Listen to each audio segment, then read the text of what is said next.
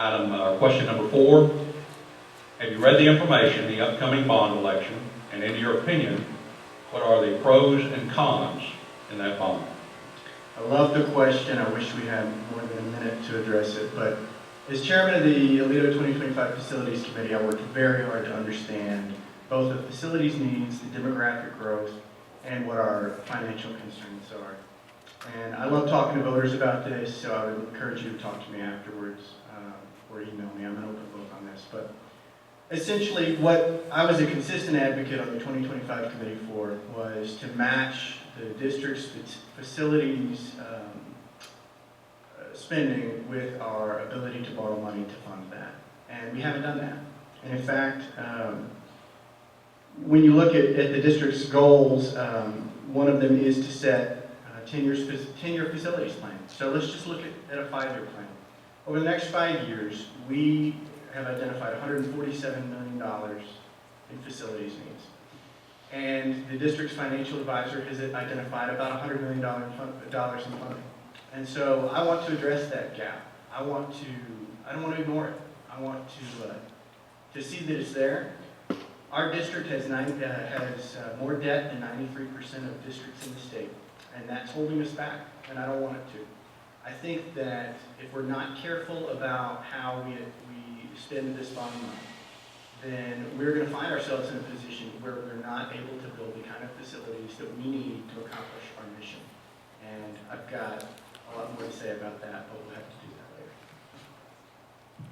Thank you again for the question. It's interesting in timing, but the bond is coming up at the same time as the election. So I think it is important that we have something to say. Let me just mention briefly that my opinions on the bond do not reflect any of the board members as well, and I don't have an official position on the bond as a board member. But I do think there are a lot of pros that we need to consider. The bond allowing us to do the growth that we anticipate, those initial steps. Understand that this is an elementary school in Proposition 1, and the facilities and other Proposition 2 parts do not adequately prepare us completely for the future. We're going to have more growth, more elementary schools, even a middle school ahead.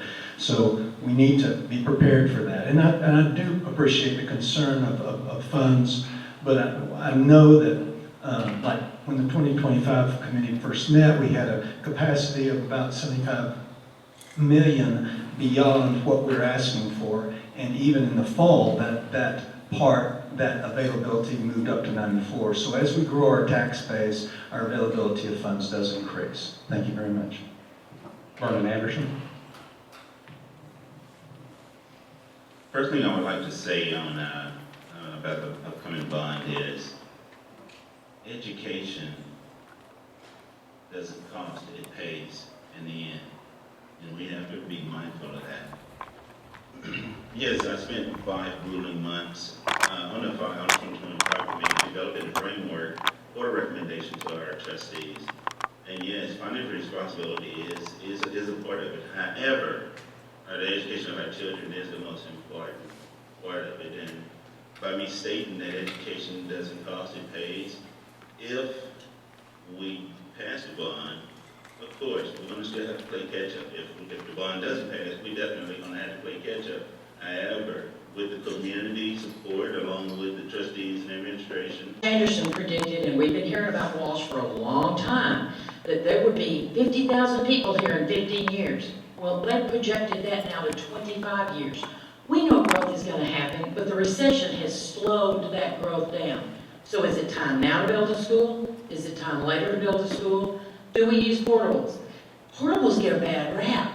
Ask a teacher that teaches in a portable. They love it. It's a condominium. They're out there. They're by themselves. They're not that bad.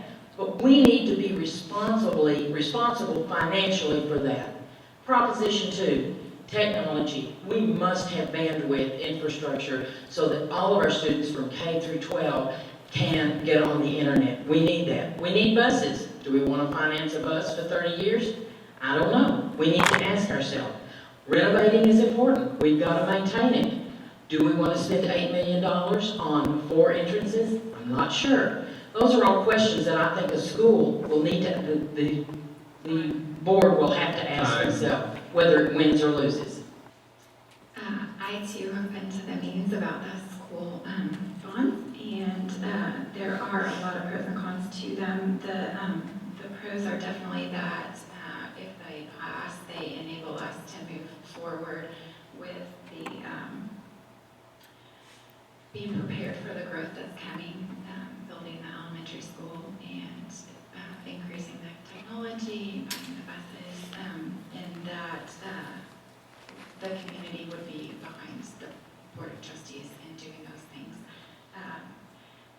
The con is really the sticker shock. I feel like that our community is in. Those are huge numbers, and I feel like a lot of people are worried about the numbers, worried about what do they mean, what's coming ahead, and like you heard, the debt issue is out there. The thing is, it's hard to know what the expenses are going to be.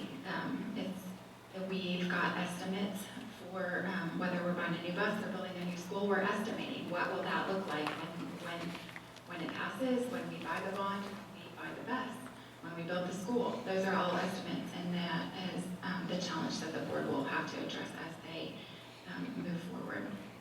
I think that the only con to the existing bond that's or the two bonds that are out there is that they're reactive already, and we're already in a reactive mode. So personally, I don't like to be in that reactive mode because it typically causes me to spend money in a way that's not most effective, and I generally get something that I don't want, or exactly what I don't want. But regardless, the fact that we had two bonds out there, one of them for a school and the other one that it's a $24 million bond, but a big chunk of it is for technology upgrades. Those are well thought out bonds, and there's a well thought out plan for both of those. The way that they did that by setting up the committee and having a bunch of smart people from the area that are not involved with the school to come in and work that, I think was a really good plan, and it was a well thought out plan that we need to implement and go forward with. Are you going to ever have the perfect plan? No, you're not. But the longer that we wait, the farther that we get behind, and that puts us in an increasingly reactive mode.